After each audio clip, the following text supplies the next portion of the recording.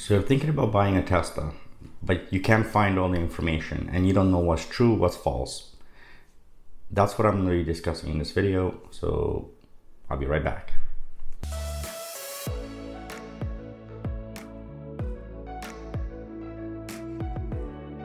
In today's video, I decided to do something different. I decided to talk a little bit more about the cars and Tesla to the audience that really cannot seem to find the information, the facts, if you will. So today what I'm going to do is I'm going to give you guys basically the truth. This is coming from my personal experience. I've owned my Model S 100D for the past year and a half. That gives me enough time to really understand the car, and as a YouTuber, I really do test the car. I don't get paid to talk about this stuff. I basically make these videos to help everybody out there when it comes to making a decision as far as these cars go. Let me give you a quick little background.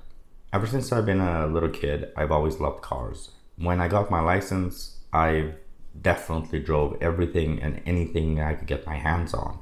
And for the first 2 years, that was basically, things that my friends had or their parents had or whatever it was, things like that. But after about the second year, I started going to dealerships. I started going to places where I can really get my hands on, much higher end cars. So I've driven everything from your little beaters to some of the most expensive vehicles you can possibly get your hands on. My wife and I were joking about this because we started calculating it out. In the real world, I have driven well over 500 different types of vehicles, and I've owned personally about 10 of them. These are cars that are under my name. I have a ton of experience with all types of vehicles, from literally the cheapest to some of the most expensive vehicles. Today, I own a Tesla, and there's a reason for it. Throughout this video, I'm going to be asking you to think a little bit about doing a comparison. So the very first thing I'm going to bring up is, if you're thinking about buying a Tesla, there are enormous benefits to you. One of the biggest benefits is, maintenance. So let's think about your vehicle for a second. If you look at any vehicle you currently have or you've ever had, you spend quite a bit of money on maintenance. You just don't necessarily realize it because it's spread out over, let's say, a period of 5 years. So if you take those 5 years that you own that car, how much money do you really spend on maintenance? Whatever that number is, subtract it from the total price of your new Tesla, because you're not going to have to worry about that. See, Tesla gives you a really good warranty, and on top of it, there's really nothing that can break. And your overall maintenance doesn't really exist except for tires. You are obviously responsible for tires, but no brakes. The brakes are going to be around your 200,000 kilometer. That's typically when you're going to be looking at changing out your brakes. And that is a big if. I know people online, obviously as a YouTuber, I have a lot of access to a lot of people. Majority of the people who are over 200,000 kilometers still haven't needed to change their brakes. This has to do with the regenerative braking. So you can pretty much wipe out maintenance as a cost, or as a future cost on this vehicle. On my car, after a year and a half of ownership, I have not had to do any maintenance whatsoever. It's something really important to think about. Now comes the second part to this. I'd like you to think about your vehicle and what it costs you in fuel. Now, this is obviously relevant to the type of vehicle you have. Let's say you have a very small 1.6 liter engine, you rarely ever drive it. Granted, you're not going to be paying a lot of money in fuel, and it depends on where you live. Gas is going to be a lot, there's a big difference in prices. However, with Tesla, you have a supercharging network, and you also have your home, you have your office, and there's plenty of places you can go to actually charge your vehicle for free. I don't know how long this will last, but currently there's plenty of space. However, I'm going to use myself as an example once again. Until just I would say about 4 months ago, I lived in a condo, and that condo did not have a plug. So my Tesla, whenever I wanted to charge it, I went to a supercharging network, and I simply charged it from there. Now, because I have the Tesla Model S 100D, when I bought this vehicle, I ended up with a free charging for as long as I owned the car at the Tesla superchargers. Basically, I've never paid for any sort of fuel on this car. I never paid for electricity because I consistently used the Tesla network, which was included in my price of the purchase of the vehicle. But that does not apply to, let's say, the Model 3. The Model 3, I've tried to gather information from people of what it would cost to use the supercharging network. You know, everybody's saying a lot of different prices, but it seems to be somewhere around $15 to $20 for a full charge. If that's the case, I'm talking Canadian, obviously. If that's the case, it's a great deal less than buying gas. In fact, a lot of the people who I know for a fact who own Model 3s, they told me that even those who traded in their Honda Accords, Honda Civics, Toyota Corollas, BMW i3s, BMW M3s, and the list goes on. And these are all people who bought a Model 3. They are telling me that their cost for driving, basically their fuel, quote unquote, in this case, obviously electricity, is dramatically less than it did on any of their cars previous for the same amount of distances. Again, go back to thinking about your vehicle, what kind of vehicle you drive, and how much do you pay in fuel. So we got this out of the way. The next thing to keep in mind, and something for you to really think about your vehicle, is ultimately your car, the minute you buy it, you have you start driving it. Those parts, all that internal combustion engines, everything starts moving around.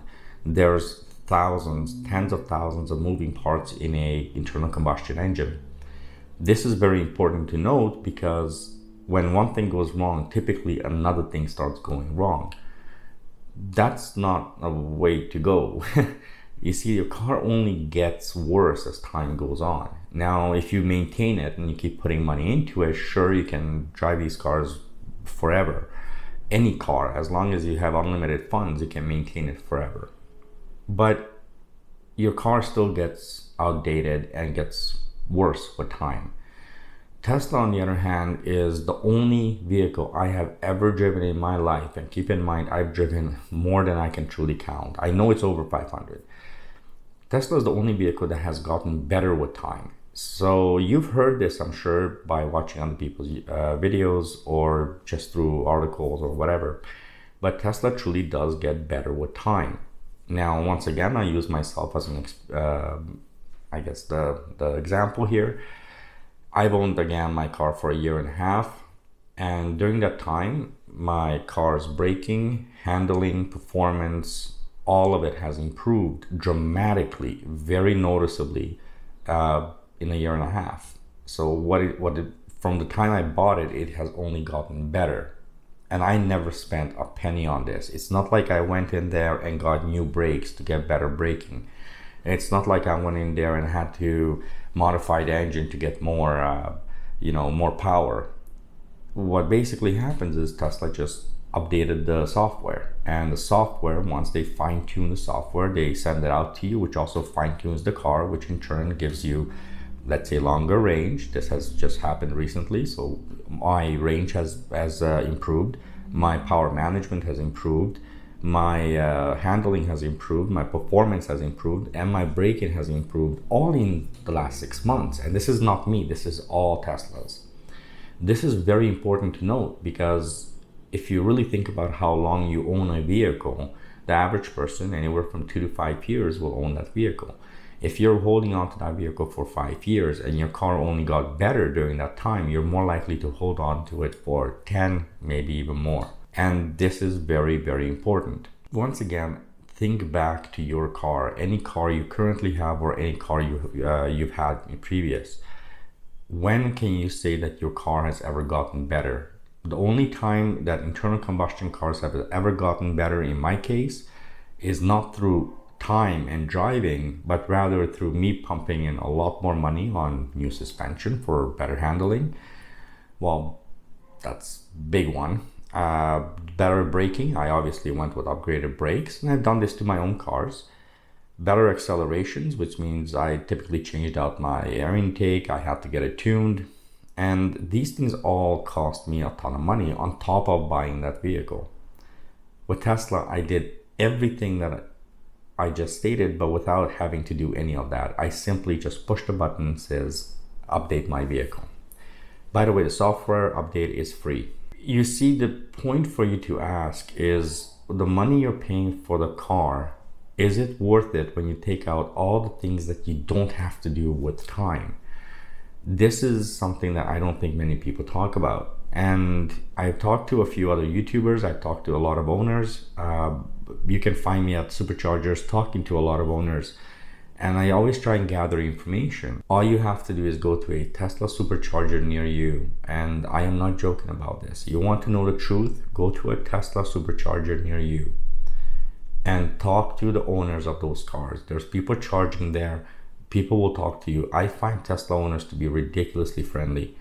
Go out there, chat with them, chat with the owners directly, and they will explain to you why they bought that car, why they love that car. And ultimately, you'll understand that Tesla vehicles are silly advanced cars.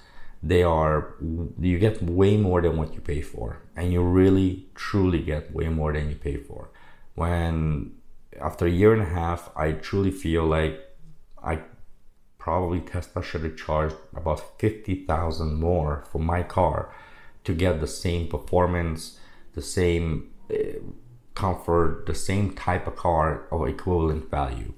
And again, please remember, this is coming from somebody who has driven a ton of cars, everything from the smallest to some of the most expensive. It is a car that is very, very, very good.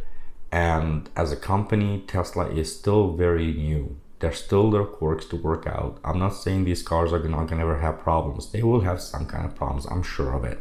I never believe in anything being perfect. I don't believe it that there is such a thing as perfection. But then Tesla service centers exist. The Tesla mobile service exists. So my last thing that I'm gonna point out to you here is Tesla has something called a mobile service. It simply means you pick up your phone, you go through scheduling a service, you request a mobile service, and let's say your screen doesn't go, or your mirrors don't fold out, or your window doesn't close, anything. You can schedule a mobile service and they will come out to you. I've had things done to my car and I never have to go to the service department for it. And this is big news because no one else is doing this. It's incredible what Tesla has done and what they're capable of doing.